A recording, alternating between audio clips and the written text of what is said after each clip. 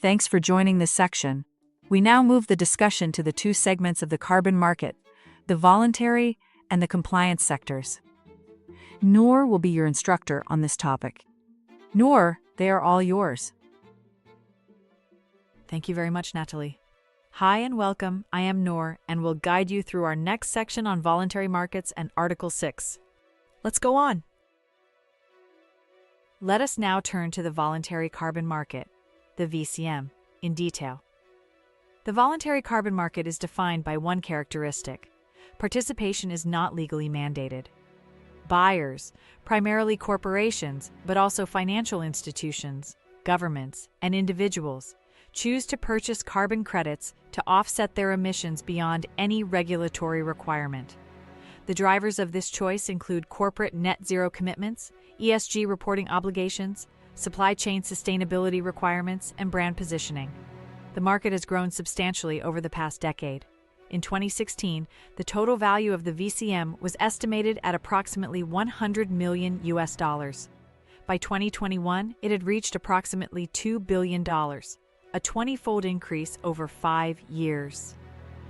Research by McKinsey and the Task Force on Scaling Voluntary Carbon Markets projected that demand could reach between $10 and $50 billion per year by 2030, driven by the accelerating pace of corporate net zero commitments. That projection has since been revised.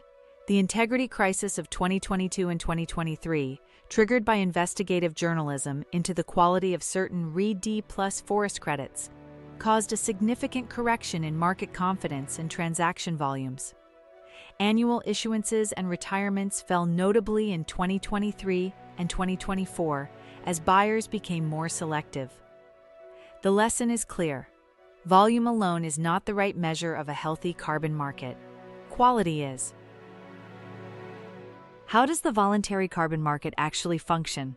A project developer, often a non-governmental organization, a private company, or a government agency, designs a carbon reduction or removal project.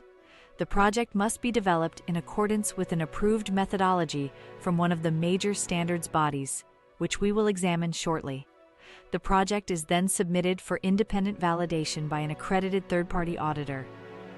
Validation confirms that the project design meets the requirements of the chosen standard, particularly that the projected emission reductions are additional, measurable, and permanent. Once validated and registered, the project begins generating carbon credits as it operates. Periodically, typically every 1 to 5 years, another independent verification audit is conducted. The verifier reviews monitoring data and confirms that actual reductions have occurred. Only after verification are credits officially issued into the registry. Those credits can then be sold, either directly from the project developer to an end buyer, or through a broker, a trader, or an exchange platform. The secondary market for voluntary carbon credits includes bilateral over-the-counter trades, structured products, and increasingly, exchange-traded instruments. When a buyer wishes to make an offsetting claim, the credits are permanently retired in the registry. That retirement is publicly recorded and cannot be reversed. It is the retirement record, not the purchase record, that constitutes the evidential basis for any carbon neutrality or offsetting claim. The voluntary carbon market's greatest vulnerability has always been the question of integrity. Do the credits actually represent the reductions they claim? In early 2023, a series of investigations, led by The Guardian, Die Zeit, and researchers at Carbon Plan, examined RED+ credits issued by Verra, the market's largest standard. Their findings were striking. A significant proportion of the credits examined were alleged to represent significantly less carbon reduction than claimed. In some analyses, as little as 10 to 30% of the stated reduction. The market response was immediate. Many major corporate buyers paused or restructured their procurement programs. Verra undertook a significant review of its RED+ methodology. The broader conversation shifted from credit volume to credit quality. 2 integrity initiatives emerged as the central response.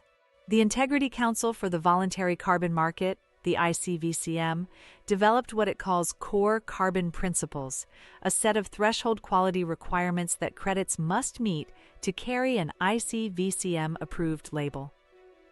The Voluntary Carbon Markets Integrity Initiative, VCMI, simultaneously developed guidance on the demand side. What claims corporations can credibly make based on different levels of credit quality. Together, these initiatives represent a structural attempt to shift the VCM from a market organized around price and volume to one organized around verified environmental integrity. The direction of travel is clear. The VCM is not going away, but it is changing, and participants who do not adapt will find themselves exposed to significant legal and reputational risk. Before we move to Article 6, I want to consolidate the distinction between voluntary and compliance markets, because this distinction underpins everything that follows. Compliance markets, also called regulatory markets, are mandatory. Participants are legally required to surrender carbon allowances or credits to cover their emissions. The largest is the European Union Emissions Trading System, the EU ETS, which covers approximately 40% of EU greenhouse gas emissions and has a current price in the range of 50 to 80 euros per ton of CO2 equivalent. Other compliance markets include California's Cap and Trade Program, the UK ETS, and the Chinese National ETS, the world's largest by covered emissions. Voluntary markets, by contrast, are driven by choice. Credits are cheaper, typically ranging from $3 to $30 per ton for nature-based projects, with higher quality removal credits commanding significantly more. The governance framework is set by private standard-setting bodies rather than governments. However, the boundary between voluntary and compliance markets is becoming more porous. Under Article 6 of the Paris Agreement, voluntary credits backed by a corresponding adjustment from the host country government can be used for national compliance purposes.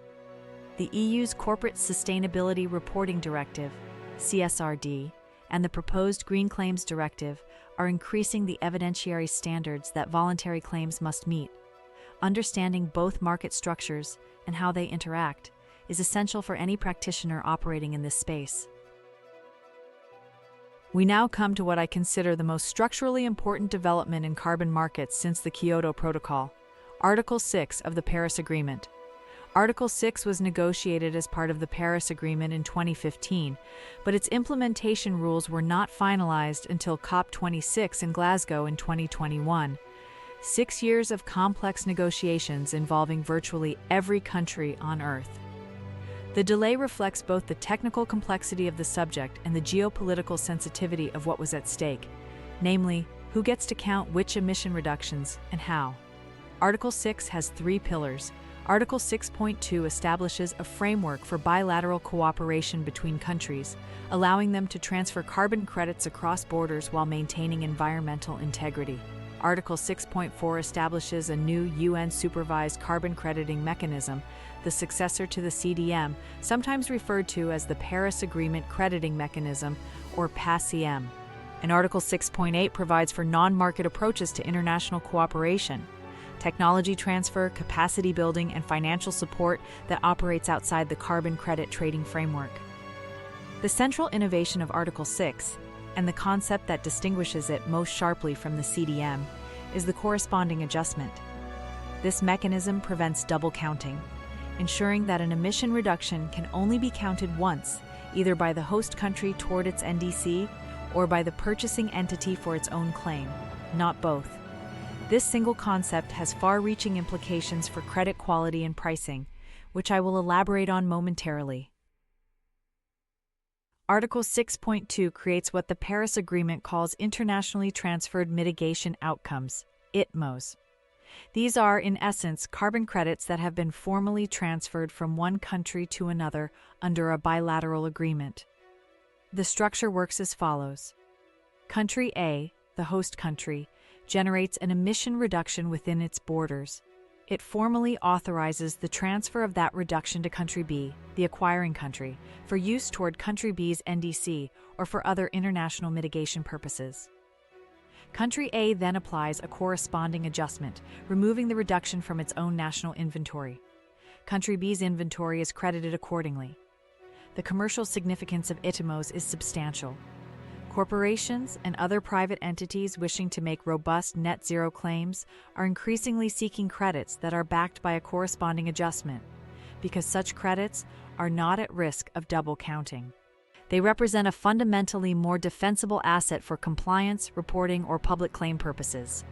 By early 2025, a number of bilateral Article 6.2 agreements had been formalized, notably between Singapore and Papua New Guinea, Switzerland and Ghana, and Japan and several partner nations under the Japan-led Joint Crediting Mechanism, which we will examine in detail in a moment.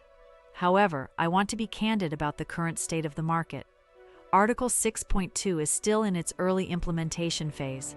Many ITMOs have been authorized, but few large-scale transactions have cleared from authorization to retirement. The operational infrastructure, registries, accounting frameworks, reporting formats, is still being built. Article 6.4 establishes a new multilateral carbon crediting mechanism, supervised by a body established under the CMA, the Conference of the Parties serving as the meeting of the parties to the Paris Agreement. This mechanism is commonly referred to as the Article 6.4 mechanism, or by some as the supervisory body mechanism. It is designed to be more rigorous, more transparent, and more equitable than the CDM it replaces. Several structural improvements distinguish it from its predecessor. First, methodology development is centralized under the supervisory body. There is less scope for project developers to design bespoke methodologies that inflate credit issuance. Second, the mechanism includes mandatory provisions for sustainable development, requiring projects to demonstrate positive contributions to the host country's sustainable development objectives. Third, a portion of proceeds from every Article 6.4 transaction is directed to the Adaptation Fund, supporting climate adaptation in developing nations. The mechanism issues credits called Article 6.4 emission reductions, or a 6.4 ERs.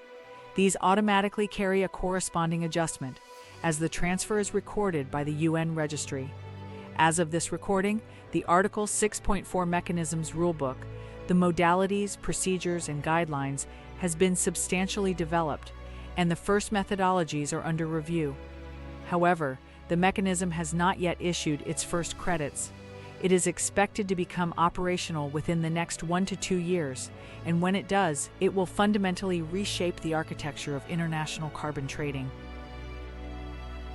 I want to spend a moment on a mechanism that is particularly relevant for practitioners operating in the Asia-Pacific region, Japan's Joint Crediting Mechanism, the JCM.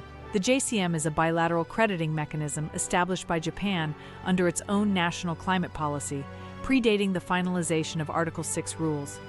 Japan has established JCM partnerships with 29 countries as of 2024, primarily across Southeast Asia, South Asia, the Pacific, and Sub-Saharan Africa.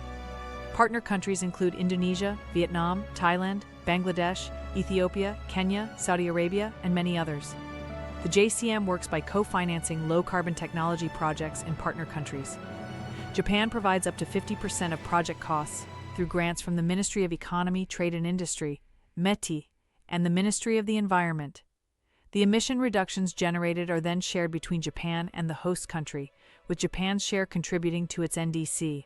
From a structural standpoint, the JCM has several distinctive features.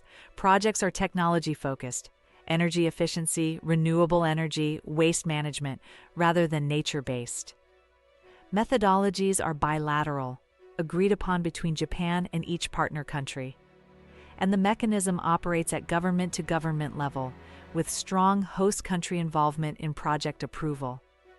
Japan intends to fully align the JCM with Article 6.2 requirements, and indeed many JCM activities are being structured as ITMOs. For companies within Japanese supply chains or operating in JCM partner countries, understanding this mechanism is of direct practical relevance.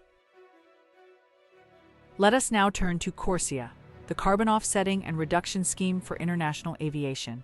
CORSIA is unique. It is the first mandatory sector-specific carbon offsetting scheme with global scope. It was adopted by the International Civil Aviation Organization, ICAO, in 2016, with implementation beginning in a voluntary pilot phase in 2021. The rationale for CORSIA is straightforward. International aviation currently accounts for approximately 2.5% of global CO2 emissions, and significantly more when the non-CO2 warming effects, contrail formation, NOx emissions, are included. The sector is exceptionally difficult to decarbonize rapidly. Sustainable aviation fuels are commercially available but remain expensive. Electric and hydrogen propulsion technologies are not yet viable for long-haul routes. Carbon offsetting is, for the foreseeable future, the primary tool available for aviation's residual emissions. Under CORSIA, airlines must measure and report their emissions from international flights. Emissions growth above a 2019 baseline, which was chosen prior to the COVID-19 pandemic, must be offset through the purchase and cancellation of CORSIA-eligible emission units. Airlines are not required to offset their baseline level emissions, only incremental growth. The scheme operates in 3 phases. The pilot phase, from 2021 to 2023, was voluntary. Phase 1, from 2024 to 2026, became mandatory for member states that volunteered during the pilot phase. Phase 2, from 2027 to 2035, will be mandatory for all ICO member states, with limited exceptions for least developed and small island developing states. Not every carbon credit qualifies for use under CORSIA. ICAO has developed a set of emissions unit criteria, EUC, that a carbon standard must satisfy for its credits to be CORSIA eligible. These criteria cover 6 domains. First, real, additional, and verifiable emission reductions, the standard quality requirements common to all credible offset programs. Second, permanence and robust accounting. Third, no net harm to sustainable development. Fourth, verification by an accredited third party. Fifth, transparent tracking and reporting. And sixth, crucially, no double counting with host country NDC accounting, which effectively requires that CORSIA-eligible credits carry or be capable of carrying a corresponding adjustment. As of 2026, the following standards have been approved as CORSIA-eligible for at least 1 crediting period: the American Carbon Registry, the Architecture for REDI+ transactions, ART trees, the Climate Action Reserve, and the Gold Standard. Verra's verified carbon standard was notably excluded from the Phase 1 list, a significant commercial consequence of the quality concerns raised in 2023, though discussions about eligibility continue. For airlines and their carbon managers, CORSIA eligibility is a hard gate. A credit that does not qualify under CORSIA cannot be used for compliance, regardless of its quality by other measures. This has created a meaningful price differential between CORSIA-eligible and non-eligible credits, a dynamic we will return to in the pricing module. I hope you got a good grasp of the different segments of the carbon offset space. Back to our host, Natalie. Thanks, Noor. I hope you enjoyed this module as well. Now to our next module.